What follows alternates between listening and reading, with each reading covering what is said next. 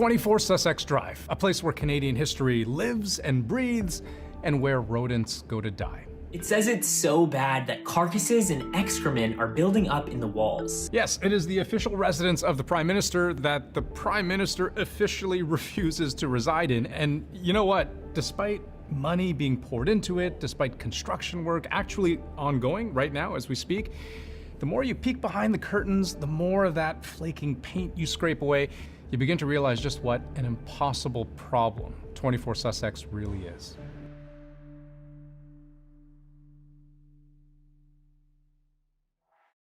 I believe people's homes are a reflection of the people who live there, and that goes for not just my home, it goes for anybody's home. 24 Sussex was built almost 150 years ago. It's basically as old as Canada itself. Perched right on the banks of the Ottawa River, it is a 34-room, 4-story mansion. Also a heritage site because of what it was in its heyday. Most importantly, as of the early 1950s, it's where Canadian prime ministers lived.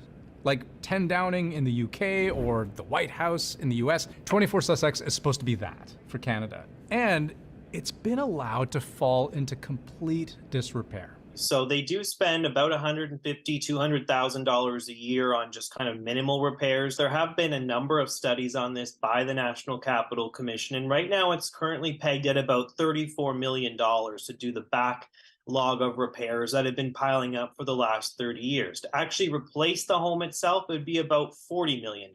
The National Post quotes briefing notes from the NCC, the National Capital Commission, saying no significant investment had taken place at 24 Sussex in 6 decades, save for some emergency fixes that they've had to do just to keep the building from crumbling under its own weight.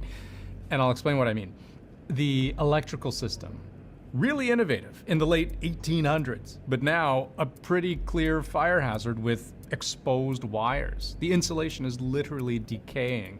There's mold in the walls, lead in the paint, water where it shouldn't be, asbestos everywhere. The pipes are corroded.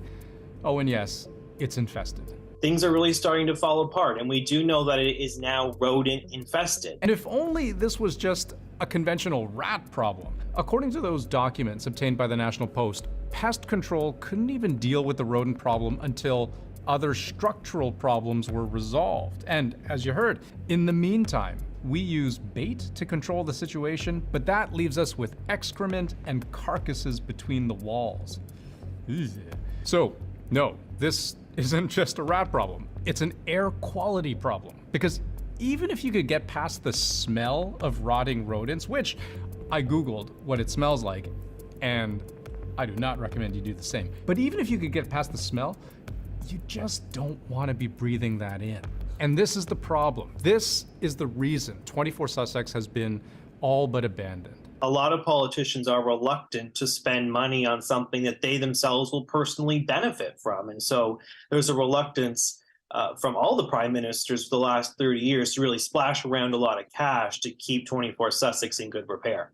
And yes, it is far less politically suicidal to just grit your teeth and stick it out. That's what Stephen Harper did, part of a long line of prime ministers who've called 24 Sussex home.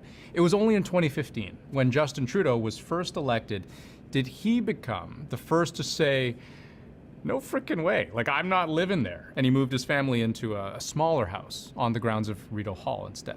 No prime minister ever wanted to spend a penny of taxpayer dollars on upkeeping that house. So I'm fairly resigned to not living in that house for the entire term. We should be quite embarrassed about the fact that we didn't keep it up properly over 60 years. It hasn't been properly maintained. Nobody in their own home would do that. So where does all of this land us today? Well, like I said at the start, work has actually just begun to bring 24 Sussex up to code. But it's really just that. It's stripping the walls of cancer-causing asbestos. It's removing the archaic fire hazard of an electrical system. Should take about a year, will cost more than $4 million.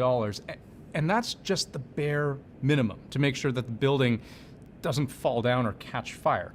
According to the National Capital Commission, chronic underfunding means it just no longer meets the basic standard of being a proper home for a sitting prime minister. Well, the government has been very tight-lipped about what is to come next. They will not commit one way or the other. It's possible that the place could be torn down, that it could just be, the land could be sold off, they could put something else on that land. I guess you could also just, put it to some kind of referendum, like let Canadians decide, right? But even if you did, they might be divided. There was an Angus Reid poll earlier this year suggesting 41% of Canadians are in favor of spending millions to renovate. A close 33% want to see the whole thing torn down and rebuilt from the ground up. And trailing just behind that, 26%, they want to blow the kiss of death.